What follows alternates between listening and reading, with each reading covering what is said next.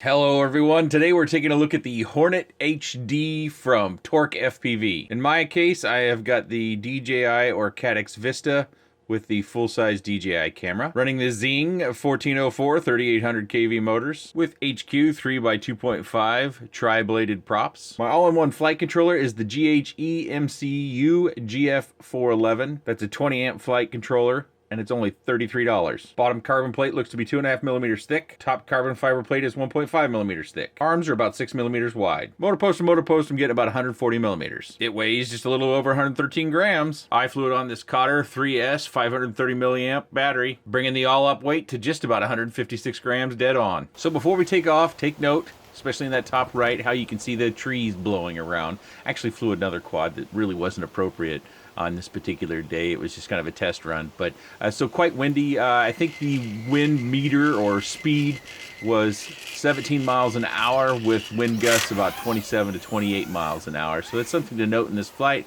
And I think if you're watching it full screen on especially a larger monitor, you will find bits of vibration or jello in the video. I think I have it pretty good tuned, but it may not be perfect. Back at the desk, we'll also discuss how the camera is mounted. That may have played a role, although it's really up to opinion about this particular one. So this was a requested build from a while back. No, I still haven't gotten to the other build. We're going to be doing the newbie drone, and that probably will be coming up in a few weeks. I'm still working on building that one up.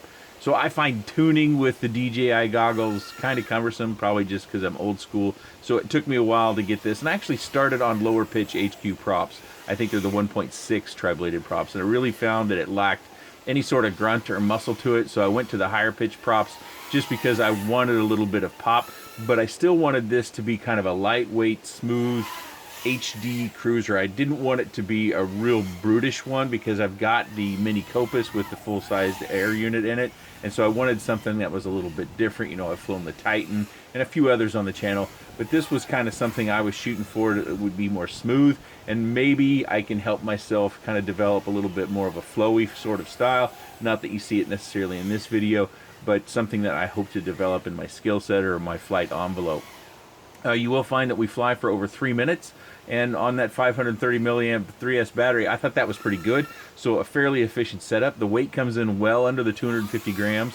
So even if you wanted to add like another camera, like the Insta360 Go, you could still do that. You've got plenty of weight to go for. You could probably even fly this on 4S. I think the motors are rated for up to 4S, but check those motor specs. You probably could even fly this board. It really depends upon the amp draw. Another thing about this board is it's crazy cheap, and I think if you're doing a build, even if you're doing a build that has a far less amp draw, really doesn't need a 20 amp ESC, I would definitely look at this flight controller because it's $32, at least $32.99. Looking at race day quads, you could probably find it from your favorite vendor. I've got 2 of them. The other one is not in a build yet. This one has kind of been through some sins with me because I've been, I swapped out some parts on it, and I actually did some testing with different Betaflight versions. Speaking of Betaflight, this is 4.2.1, which was current at the time that I did build it. I can't remember what version we're on right now. So I would look at this board for your build purposes. I just think it's extraordinarily cheap for an all-in-one at $33 essentially. Of course, if you're international, you probably want to look around at your own FPV shops. It's got a weird and funky name. But let me know, have you used one, and have you had any troubles with it? I'm always interested in hearing about that stuff because troubles are something that I need to know about so I can recommend or not recommend. You saw that punch out. I left that in there because I've got a few comments that I seem to nail those punch outs every time, and that's just not the case. Of course, when I flub stuff up like that, I tend to kind of bail out of them just like you saw, and then it doesn't typically make the flight footage that we see in the videos.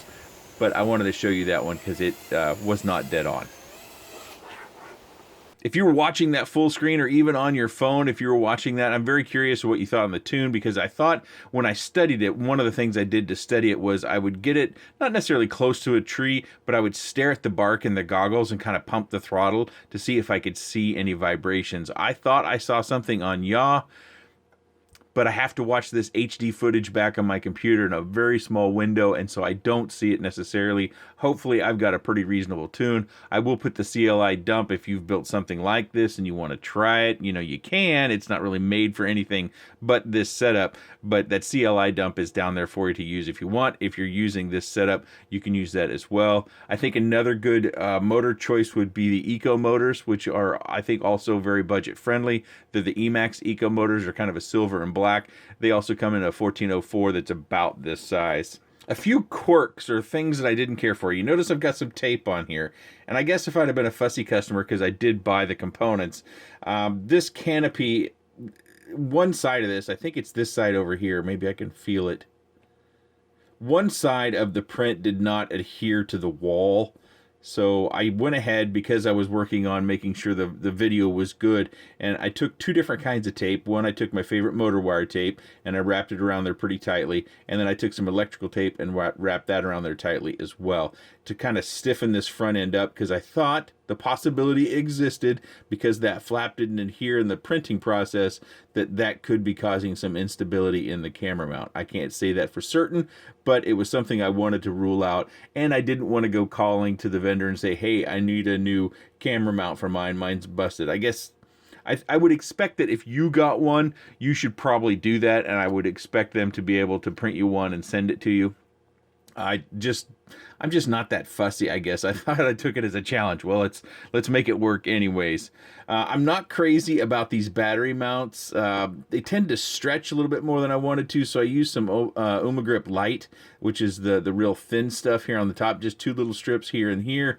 But, you know, this TPU, it stretches. It held the battery on fine. It's going to work. It's just something that I would rather have a strap, but in this configuration I can see why you use a TPU strap, because you can't get a battery strap through there because of the way we've mounted everything. The Vista mounts to the top, and your flight controller all-in-one board mounts to the bottom, so that's just kind of a design choice they made, or kind of had to make, in order to keep it small and yet still have 3 inches. Also notice here on the front we don't have a lot of clearance, so if you have a crash, you know, taking off from the ground is always a risk. You're blowing something up. But if you have a crash, check that mount, because if it does move a little bit, and it can move a little bit because it's only mounted over these posts, it could hit your props, and that could cause some damage there, some unintended consequences. You can barely see it, but we do have 2 screws here for the mount, so you can adjust the camera angle, and you can see from the canopy you're not going to be able to go flat with this, so I would expect you to have at least, I think it's 15 degrees would be the minimum, and then I've got it somewhere around 25 degrees, maybe 35 degrees. Maybe you can see that there, the camera's pointed about like that.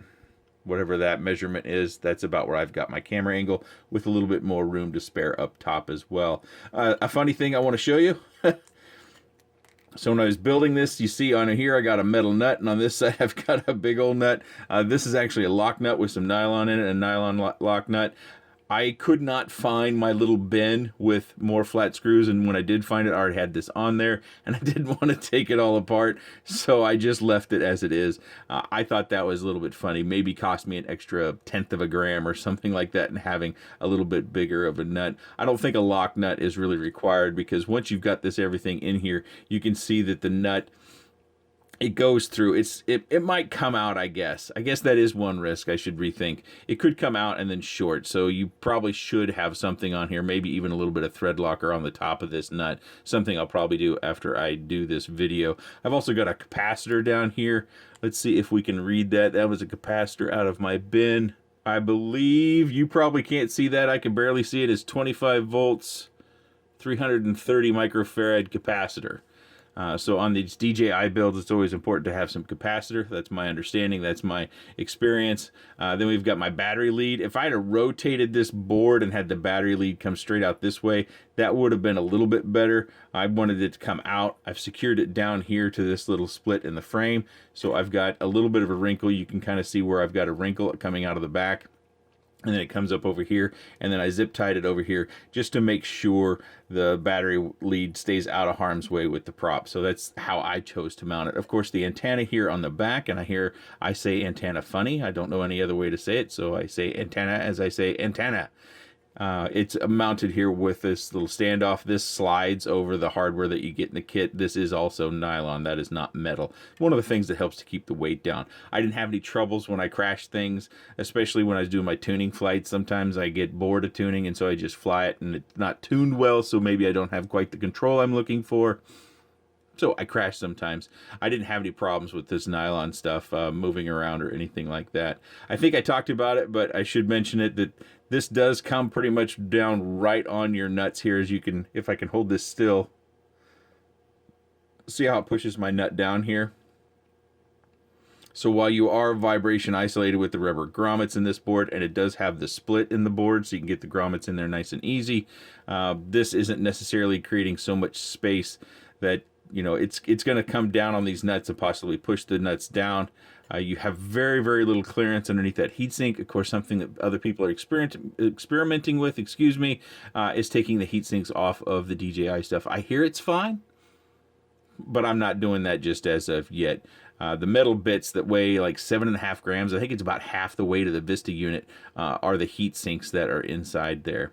You'll note I didn't use a receiver, so I didn't use FrSky or DSMX or FlySky or anything like that. I just used the DJI radio. I wanted to keep it clean and clear. If I'm going to grab that DJI equipment, I just grab it all and I go fly it. I don't think I mentioned it in the quick roll, but the frame is $34.99. Seems to be a very hot commodity. I note on their website and the monitor in front of me that batch 4 sold out and batch 5 arriving soon. So keep your eye on the TorqueFPV website for the Hornet HD, the DJI Caddx Vista frame, if you're interested in something like that. I'll have links to the components that I used in this particular build down in the video description. I would definitely encourage you to check out the GHF 411 all-in-one board, $32.99 from Race Day Quads. You can find it probably other places. I'll link various places down below.